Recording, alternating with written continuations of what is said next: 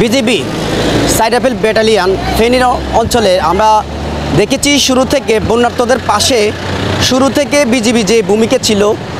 আমরা দেখেছি রাতভর বিজিবি সে নিজের জীবনের ঝুঁকি নিয়ে কিন্তু কাজ করছে। এছাড়াও বিজিবির পক্ষ থেকে যেটি দেখেছি, বিজিবির অনেকগুলো সৈনিক কিন্তু তারা বিপদে পড়েছিল। বিজিবির যে নতুন সিও এখানকার জয়েন করেছে উনিও কিন্তু হারিয়ে গিয়েছিল।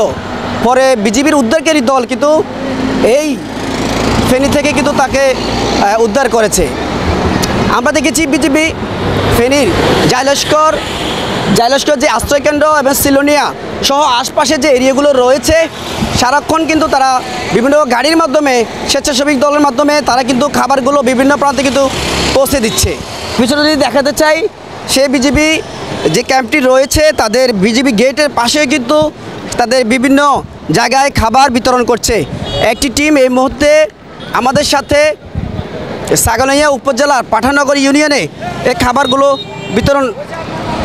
বিতরণ করার জন্য কিন্তু তারা রেডি হচ্ছে।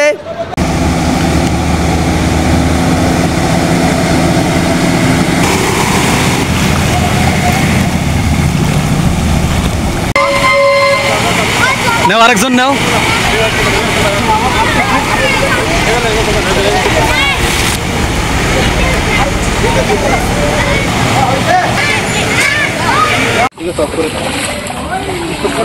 আবার যখন দিব তখন